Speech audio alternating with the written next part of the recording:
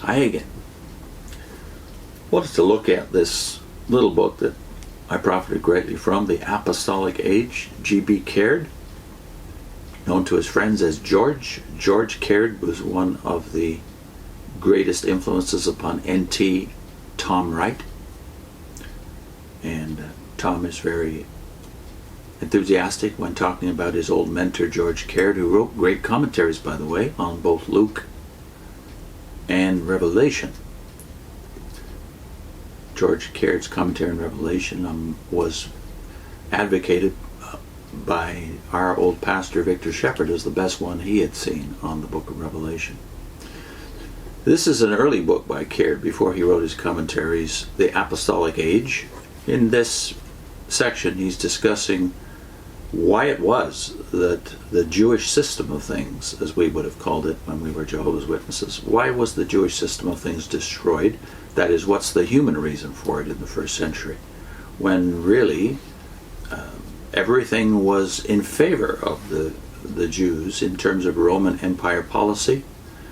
Something went wrong, though, and here Caird analyzes the tension that never went away, the relationship between the two, that is Rome and Jerusalem.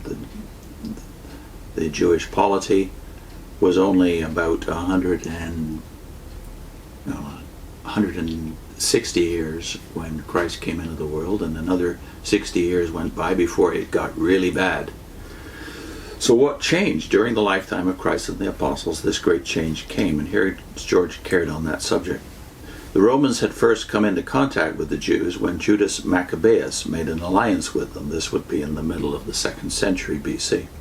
And even when Palestine had become part of the empire, they continued to treat the Jews as an allied nation, and therefore left them free to live by their own religion and laws. By the normal Roman practice, this freedom would not have been extended to Jews who had become citizens either of Rome or of any provincial city, except where they constituted a separate politeuma, as at Alexandria and Cyrene. For it was a principle of Roman law that no man could be a citizen of two cities at one time.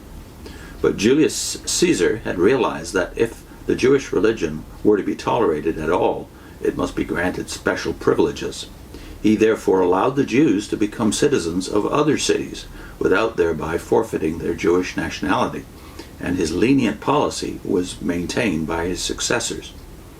To the Jews, then, whatever their political status, religious freedom was assured. When Augustus suppressed all but ancient and lawful associations, the Jews were exempted as a collegium licetum. They were further exempted from military service, which would have involved them in idolatry and a breach of the Sabbath. Their right to send the temple tax to Jerusalem was safeguarded, even against the interference of provincial governors.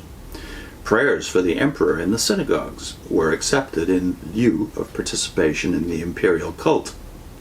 In Palestine, Roman tolerance went to even greater lengths. The daily sacrifice for the emperor, which took the place of the imperial cult, was provided, according to Philo, out of imperial funds. Copper coinage was minted locally without the image of the emperor. And when the Roman armies had occasion to enter Jewish territory, they left their signa behind them out of deference to Jewish scruples. The Jewish law, in its origin, was civil and criminal as well as religious, and Rome left to the Jews considerable independence of jurisdiction.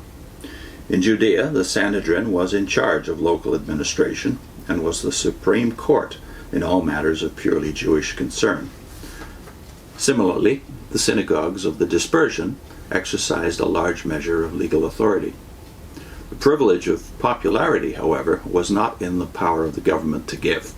Indeed, the very privileges that Rome bestowed upon the Jews accentuated AntiSemitism. The Gentiles resented having to share the rights of citizenship with Jews who were exempt from the corresponding responsibilities. They regarded Judaism as an absurd superstition, dismissed the conversion of the proselyte as affectation, and despised these Sabbath-keeping worshippers of an imageless deity whose prime requirement seemed to be that they should abstain from pork. Whatever the government might say, to the average Gentile, The refusal of the Jew to join in the national worship was atheism, and his failure to participate in the common social life was due to enmity towards society. To all this the Jew responded with a sullen contempt. To him, the Gentile was a sinner, and social contact with him was a defilement, disqualifying the Jew from participation in worship. In cities like Alexandria, Jew and Gentile lived side by side under an uneasy truce which might at any provocation break down in riot and pogrom. In Palestine, Roman generosity was repaid in hostility. Only the Sadducean aristocracy, whose interest was to maintain political stability, made any pretense of friendship toward the imperial power. The Pharisees, who had no political interest, unjustly regarded the Romans as a threat to their religious purity, which they were fanatically ready to defend. The common people treated Rome as a scapegoat on which to load all their economic and political grievances. The grievances were real enough, for Palestine was overpopulated, the Jew lived under a double system of taxation, civil and religious, and although Roman taxes were collected by reliable officials, the collection of customs was still farmed out by auction to the publicani, who were hated alike for their exactions and for taking service under Rome. But in most respects, the Roman administration deserved a more appreciative response.